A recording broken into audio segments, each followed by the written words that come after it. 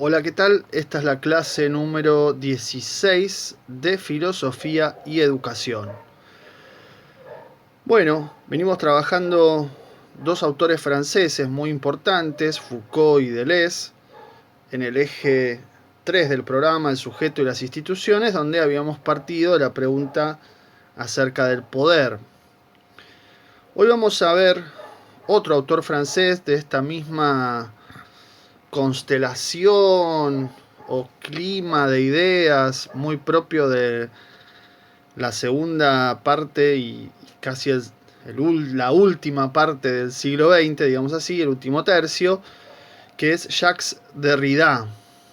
También un filósofo de la diferencia como Deleuze, y un texto muy interesante para leer, sencillo en apariencia, pero con algunas complicaciones, pero por lo menos breve, que es Carta a un amigo japonés de 1985. Bueno, Derrida nació en 1930 y falleció en 2004. Sin dudas es otro de los grandes filósofos del siglo XX. Si bien es francés y está asociado a la cultura francesa, nació en Argelia, que era colonia francesa en ese momento, y bueno, y que de hecho volvió a Argelia para cumplir el servicio militar, en ese momento obligatorio, y entonces enseñó idiomas sin uniforme, lo cual era bastante comprometedor para la época. Derrida siempre se adhirió, estuvo comprometido con causas progresistas, podemos decir, de todo tipo, ¿no?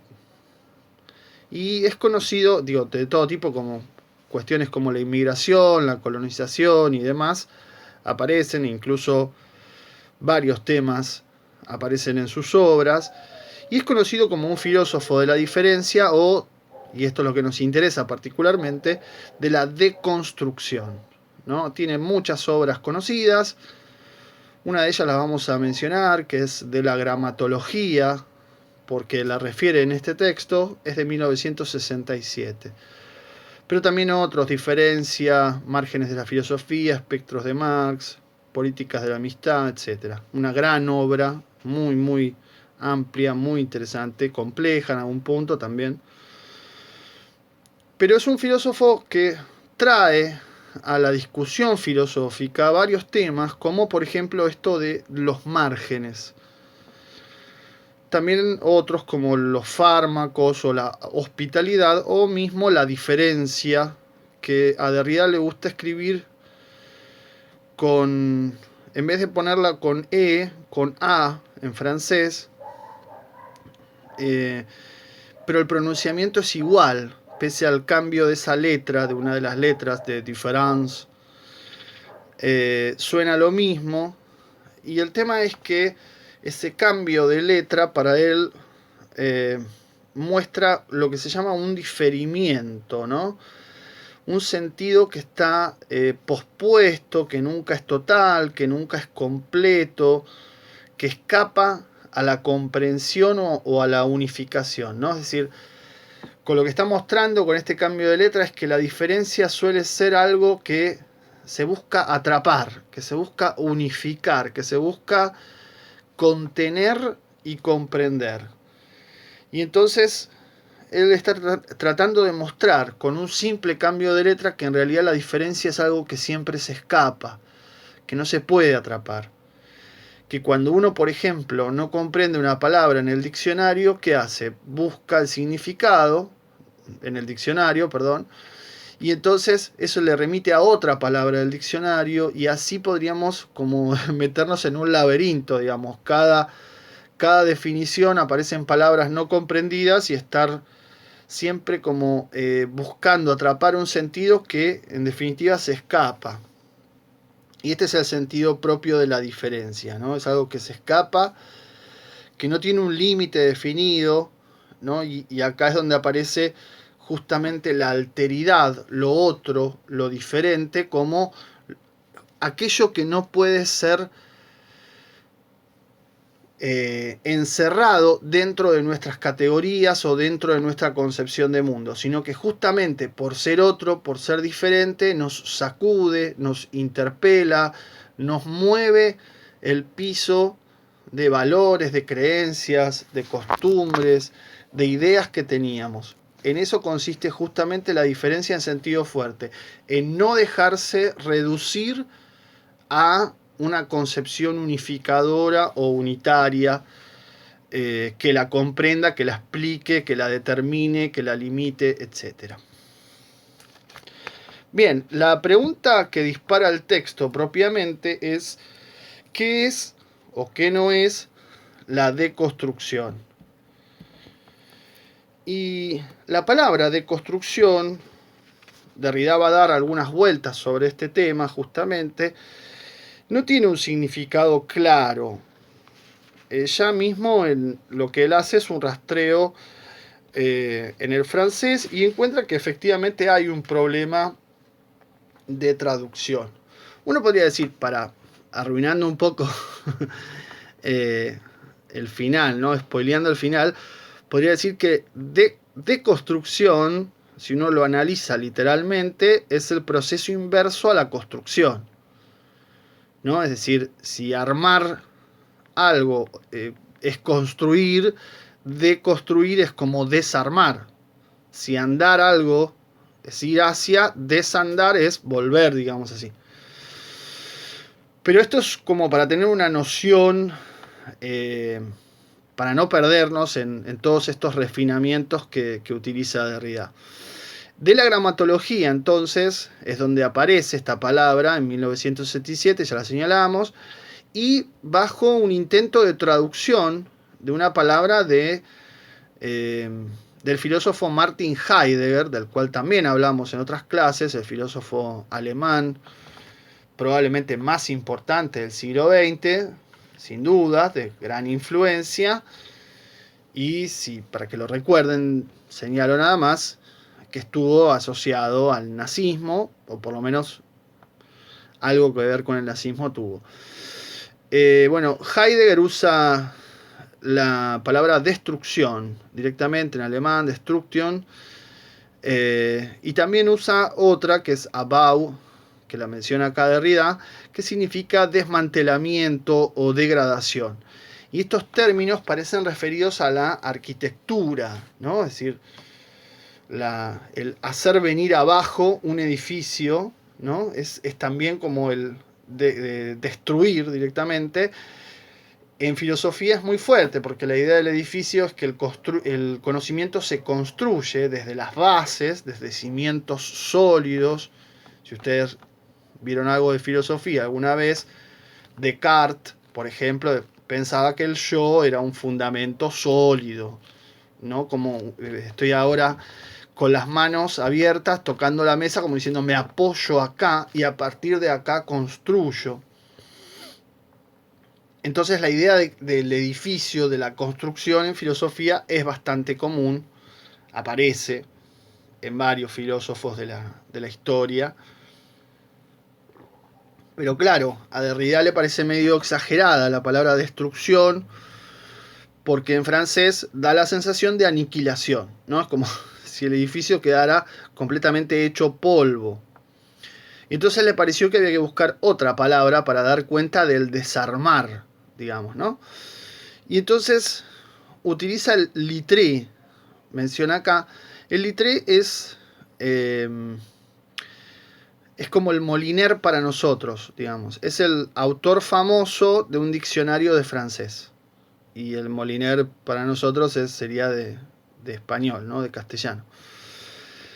Y entonces de acá toma la idea de que se sorprende porque existe la palabra desconstrucción, que significa desarmar las partes de un todo, por ejemplo una máquina, o desarreglar construcciones gramaticales, ¿no? Y esto se utiliza en la traducción cuando se pasa de verso a prosa o cuando se cambian las reglas sintácticas y demás. Y en la nota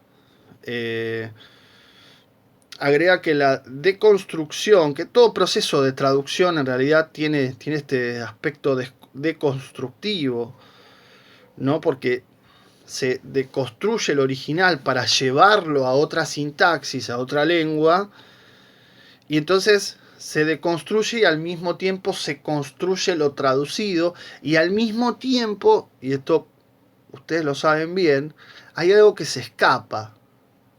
Hay algo que se escapa. No tanto en la traducción de un lenguaje a otro, como en la traducción a un lenguaje formal, como es el caso de matemática, siempre hay algo que se escapa, ¿no? Porque la traducción presupone que lo traducido agota todos los aspectos de lo que hay que traducir, digamos. Y eso todos sabemos que nunca es así, que siempre hay cosas que se escapan. Entonces, el problema es que los distintos sentidos de deconstrucción reflejan solo una parte, pero no la totalidad de sentido. Es decir, no está todavía plenamente satisfecho Derrida, si es que en algún momento llega a estarlo, respecto del significado de la deconstrucción trazado hasta ahora. Y entonces acá remite al contexto de los años 60, de la década del 60, que obviamente en esta época dominaba el estructuralismo. Nosotros vimos un autor estructuralista que es el primero, no, segundo de este programa, que es Althusser. Y de alguna manera los filósofos que venimos viendo, Foucault, Deleuze, mismo Derrida, se definen como postestructuralistas, es decir, que están más allá del estructuralismo y tratando de superar el estructuralismo, que tiene grandes figuras como Lacan, como Lévi-Strauss o como el mismo Althusser, al cual todos estos filósofos obviamente lo conocían.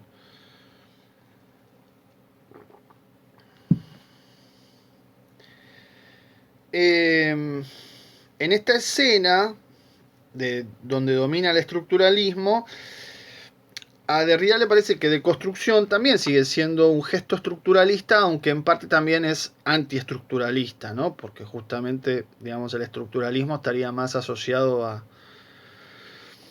la idea de construcción.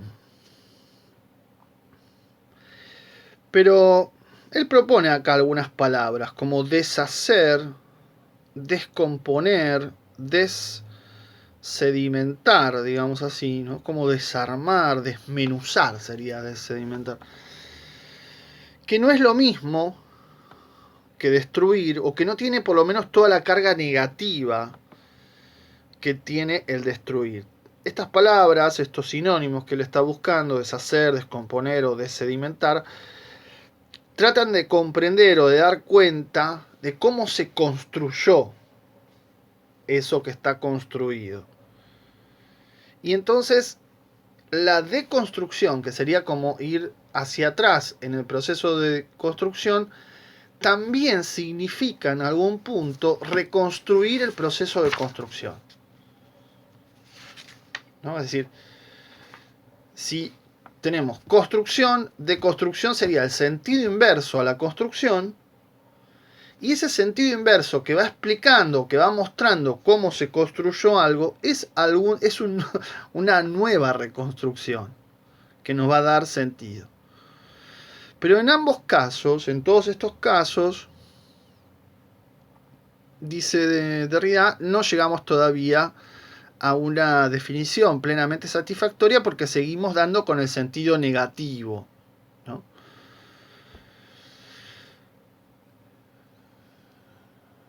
De hecho, dice, de construir conceptos filosóficos, es decir, conceptos que se fueron construyendo largamente durante la tradición filosófica, implica de alguna manera reafirmarlos, o sea, reconstruirlos, pero también tacharlos, ¿no? Como desinflarlos, quitarles la carga de esa construcción. Con lo cual, bueno, tenemos también, o sea, hay un componente necesariamente destructivo, si se quiere, pero no es lo más importante. No es lo más importante. Acá entonces vamos por la negativa, dice Derrida. ¿Qué no es deconstrucción. La deconstrucción no es análisis. Análisis quiere decir desarmar algo en sus componentes más simples. Analizar es eso, ¿no? Es tomar algo como si fuera, para seguir con Descartes y las metáforas de Descartes, sería como agarrar un reloj y desarmarlo en todas sus tuercas. ¿Por qué no es análisis? Porque no hay algo simple originario. O sea, no hay tuercas. Está todo entrelazado. No es crítica tampoco, en el sentido de crisis, porque ese sería solo uno de los temas, digamos. No da cuenta de la complejidad del asunto. Es decir, implica crítica en alguna medida, pero no es solo crítica, digamos así. Tampoco es un método, ¿no? En el sentido de algo que hay que seguir paso por paso. O sea, la deconstrucción no es hacer esto, esto y esto. Menos aún una técnica, una receta o reglas de procedimiento. Ni tampoco es una suerte de acto u operación o acción, ¿no? Que supone una parte activa y una parte pasiva, ¿no? O sea, y no es eso, no hay un sujeto que lleva a cabo la deconstrucción para Derrida. Y entonces, y acá llega, digamos, a lo que sería la definición positiva. Y lo que dice es que la deconstrucción es algo singular, una suerte de acontecimiento. La palabra acontecimiento es muy fuerte en la filosofía contemporánea y tiene esta connotación justamente, la de que algo que ocurre, ¿no? Que no se puede, digamos, predecir, manipular o calcular, sino que simplemente ocurre y que cuando ocurre no puede ser tampoco clasificado, ¿no? Es tan irrumpe de una manera que cuesta mucho racionalizarla, por decirlo así. Que cuesta mucho categorizarla, decir qué es exactamente. Bueno, no se puede decir qué es porque justamente es eso, un acontecimiento. Algo así como lo extraordinario. ¿Y qué quiere decir con esto, Derrida? Que la deconstrucción no es algo que uno se propone hacer, sino que es algo que sucede, se da. Y se da casi sin deliberación, sin que uno se lo proponga, ¿no? Que uno diga, che, me voy a deconstruir. Por eso él usa una frase rara acá, pero tiene toda una cantidad de connotaciones, ¿no? Ello se deconstruye. Ello es lo impersonal. El ello se deconstruye. No es yo me desconstruyo, tú te desconstruyes, él se deconstruye. Es el ello. Es anónima la deconstrucción.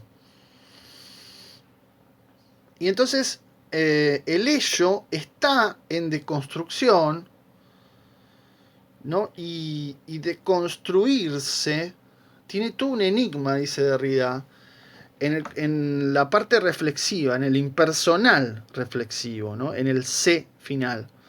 Deconstruirse es como perderse en la construcción.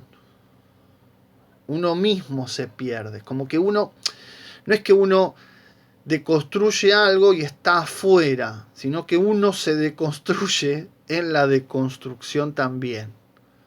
Esta idea es muy interesante. Y uno deja de ser quien era.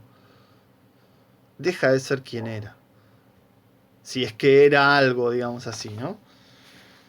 Entonces no hay uno no puede quedar afuera del proceso de deconstrucción. Tampoco puede manejarlo. Sería una cosa así. No es algo controlable, metódico, que se pueda manejar, que se pueda controlar perfectamente. Y en este punto podemos pensar que está como la conclusión o las consecuencias del planteo de Derrida. En esta carta al amigo japonés le dice, bueno, usted quiere traducir, se ha encontrado con todos estos problemas y se da cuenta que traducir es mirar al infinito, digamos, ¿no? Es asomarse, ver el infinito y decir, bueno, ¿cómo hago para...? Todo esto lo digo yo, no lo dice Derrida. ¿Cómo hago para navegar en eso que me devora? Que nos sobrepasa, ¿no? Bueno, la palabra de construcción, como toda palabra, dice Derrida, no se puede definir, no se puede traducir. Porque todos sus predicados, por ejemplo en la oración X es P o X no es P, ¿no? En la proposición, todos los predicados son de construibles y son de construidos. Y entonces en la medida en que la deconstrucción va como corroyendo, ¿no? Todo, ¿no? Con una suerte de corrosión lo va desarmando todo. Por supuesto, como toda palabra, la palabra de construcción hay que analizarla en el contexto en el que se formula. Y a partir de ahí tendrá su mayor o menor sentido. Y acá de nuevo, ¿no? Jugando con típicas oraciones bien filosóficas, Derrida dice la deconstrucción, en definitiva, no es todo y es nada. Bueno.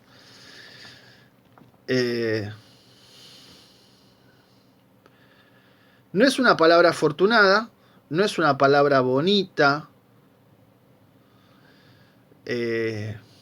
difícil de traducir, difícil de reemplazar, pero bueno, quizás le dice al amigo japonés que está preocupado por cómo traducir deconstrucción, se puede encontrar o inventar otra palabra para decir lo mismo y lo otro, ¿no? Porque ya al querer decir lo mismo, al trazar, ya se está diciendo otra cosa, ¿no?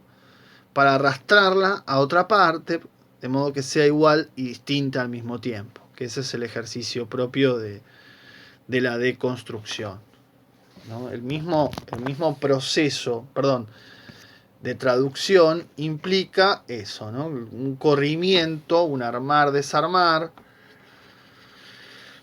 un deshacer, hacer, que claro, que puede tener como cierto nivel de equivalencia, pero al mismo tiempo es distinto.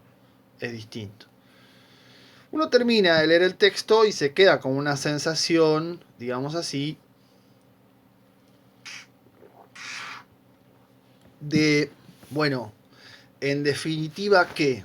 ¿No? En definitiva, ¿qué? ¿Qué se dijo? ¿Qué dijo Derrida en todo esto? Me parece que es importante tener en cuenta que la palabra deconstrucción es una de las palabras que más se usa en la actualidad. Tomándola en el sentido inicial, aunque impreciso, con esta connotación que decíamos, que a veces hay sentidos que se escapan, que no es algo mecánico, que no es realmente que uno puede descomponer como descompone una máquina, porque el pensamiento no funciona así, ¿no?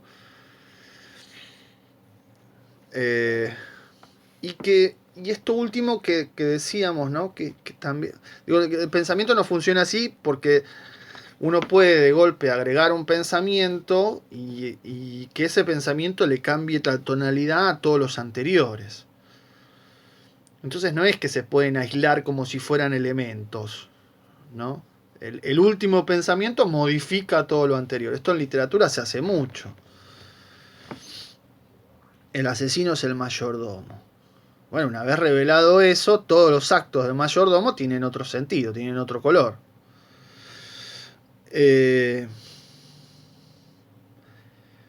Y es importante también esto que decíamos al final, que es extraño, pero que bueno, que es muy propio de la filosofía francesa contemporánea, y es que uno no puede quedarse ajeno al proceso de construcción. Deconstruir no es desconstruir algo que está afuera, ¿no? El reloj de Descartes. No es algo que está ahí y entonces me voy y después sigo deconstruyéndolo y ya está. No, deconstruir es deconstruirse también. Es perderse en el proceso, a sí mismo en el proceso de deconstrucción. Es de perder también su propia condición de sujeto que deconstruye. Esa idea me parece súper interesante para pensar justamente la palabra deconstrucción y estos sentidos que se van escapando, porque no es algo que podamos realmente saber a dónde nos lleva. Eso también me parece que es muy importante para subrayar y para insistir dentro de la caracterización que hace Derrida de la deconstrucción. Bien, bueno, decíamos que en el siglo XXI, hoy, se habla mucho de deconstrucción y se utiliza de muchas maneras. Quisiera señalar algunas de esas maneras en las que se utiliza el término deconstrucción. Para relacionarlo también con cosas que vimos en el programa, primero, recuerden cuando hablábamos de Gramsci, ¿no? Y el sentido común, es decir, ese pensamiento que, para usar una palabra que vamos a ver en la próxima clase, que viene instituido, digamos así, por la clase dominante. Es decir, de construir el sentido común. Sentido común es una forma de pensar, una concepción de mundo, una forma de valorar y de creer y de actuar conveniente siempre al dominador y en contra siempre de los dominados. Entonces necesitamos siempre deconstruir nuestro sentido común, destruirlo incluso en algún punto. Porque ¿cuál es el problema que tiene el sentido común? Que nos presenta algo como obvio, como es así, siempre fue así. Y entonces nosotros adherimos a ese siempre fue así.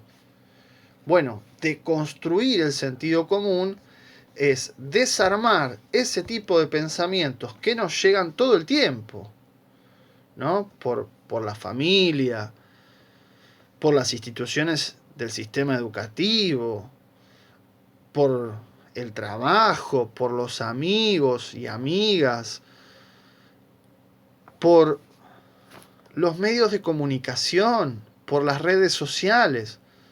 Todo el tiempo nos están influenciando, nos están generando pensamiento de sentido común. Y entonces deconstruirnos es poder desarmar esas ideas que se nos impregnan, que se nos meten en la cabeza y nos quedan ahí, bien arraigadas, generalmente muy simples, generalmente sin mucha justificación, sino todo lo contrario. Y entonces, claro, tenemos que remover eso, ¿no? Tenemos que remover ese tipo de pensamientos que hoy, en el contexto actual, donde por ejemplo hay personas que creen que la Tierra es plana, o que no hay que vacunar, no hay que vacunarse, ¿no? Es decir, hay una cantidad de... y son creencias.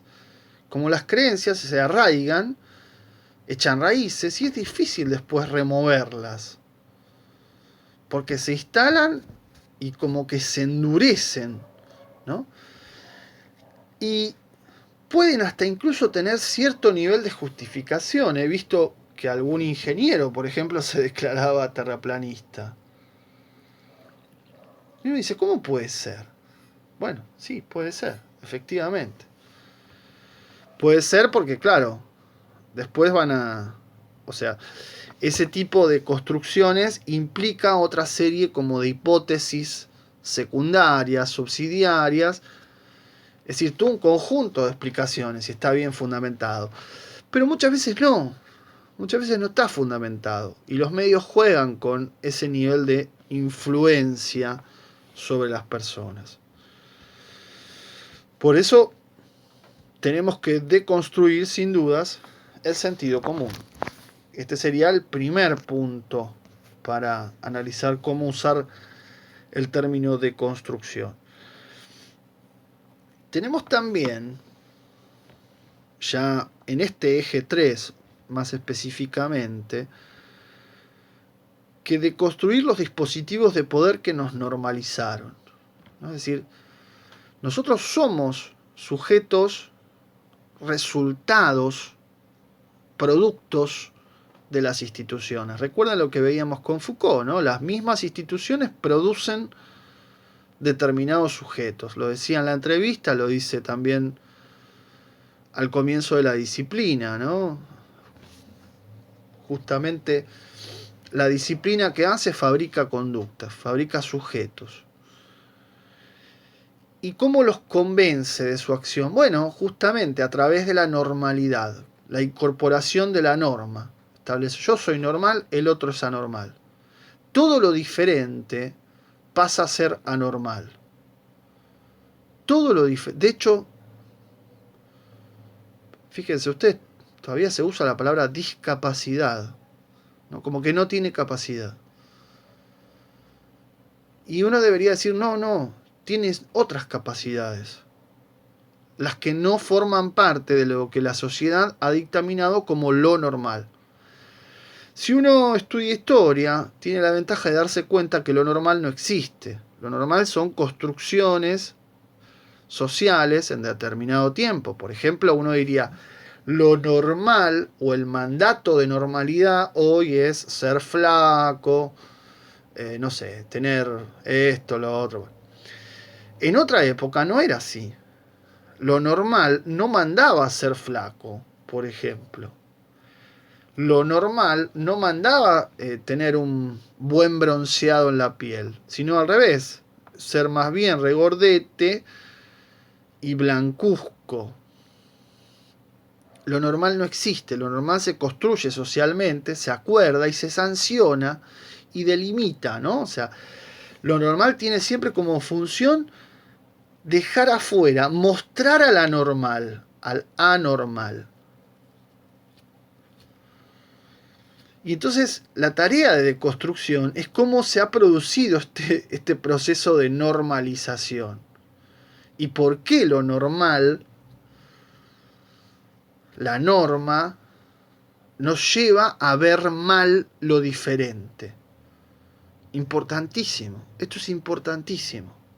Porque ahí estamos deconstruyendo los dispositivos de poder que nos hacen parte también de la mirada dominante. En el caso de Deleuze, también esto es muy interesante para pensar. ¿Cómo nos volvemos seres controlables? Bueno, cuando entramos en la modulación, cuando somos predecibles, cuando podemos ser desencerrados justamente porque ya hay una manera de calcular todo lo que vamos a hacer, probabilística. Entonces, como ya se sabe qué es lo que vamos a hacer, podemos ser desencerrados tranquilamente. Y entonces somos controlables, aunque seamos libres, ¿no? De salir, de ir a cualquier lado, de contagiarnos, ¿no? De coronavirus y ese tipo de cosas. Somos controlables. Este es otro punto, ¿no? Uno podría decir la deconstrucción de las instituciones de encierro, que mismo Deleuze enumera, ¿no? La familia, la escuela, el hospital, el ejército, la fábrica, el asilo. Esa deconstrucción es de alguna manera más visible, por decirlo así. La deconstrucción de las sociedades de control es más difícil, ¿no? Es más difícil, son mucho más sutiles y hay que pensarlas un poco más o mucho más.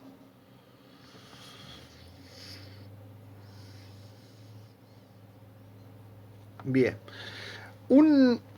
La palabra deconstrucción en el siglo XXI, un tercer sentido que quisiera marcar y subrayar, tiene mucho que ver con el feminismo, ¿no? Aparece mucho en el feminismo la deconstrucción. ¿Y qué es lo que sostienen los distintos feminismos? Es difícil hablar de un feminismo. Vamos a ver, esto es tema para más adelante, dentro de la materia. Lo que sostienen los feminismos es que se ha consolidado un sistema patriarcal de dominación, donde el ser humano es el hombre. Y acá estoy jugando con las palabras, obviamente. El hombre, como ser genérico, incluye a hombre y mujer. Y de hecho, cuando tenemos que juntar dos cosas, una masculina y una femenina, el artículo va en masculino. Eso que es un detalle que denuncia el lenguaje inclusivo no es solamente un detalle. No es un problema de lenguaje nada más.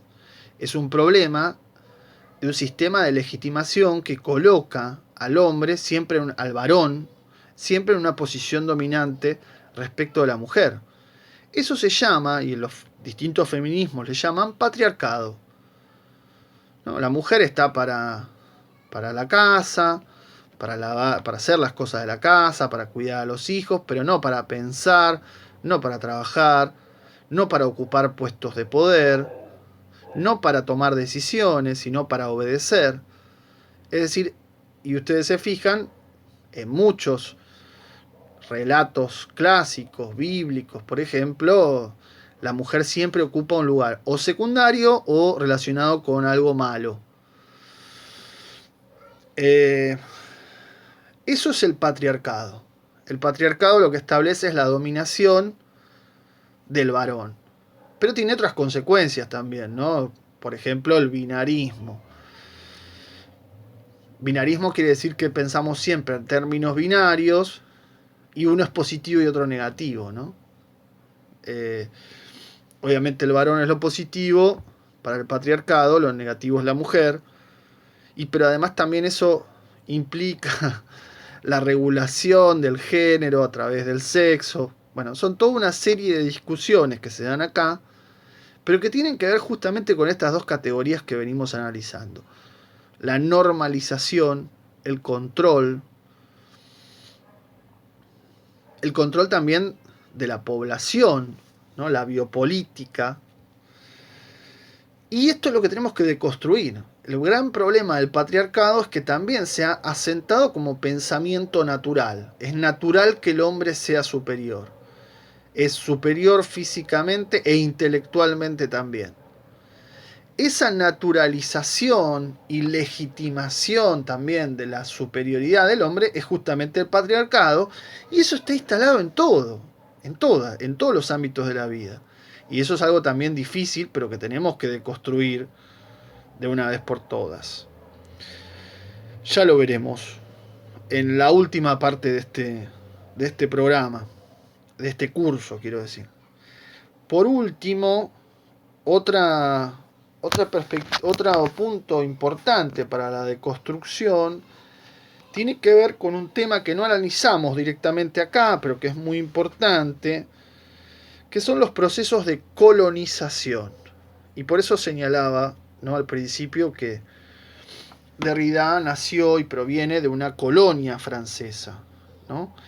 Las colonias, fundamentalmente a partir de después de la Segunda Guerra Mundial, décadas del 50, pero más en el 60, 70, se dan fuertes procesos de descolonización que no solo tienen que ver con, no sé, liberación política o autonomía, búsqueda de soberanía, sino también con un problema cultural, ¿no? Estamos colonizados culturalmente, quiere decir, nos pensamos como una cultura de segunda que tiene que imitar y llegar a ser como la cultura de primera, que son las culturas del centro, europeas, que puede ser generalmente, lo fue durante mucho tiempo en algún punto, Francia, ¿no?, justamente por ser modelo de cultura, pero también económicamente Inglaterra, y por supuesto en el siglo XX Estados Unidos, a medida que se va consolidando como la potencia hegemónica mundial.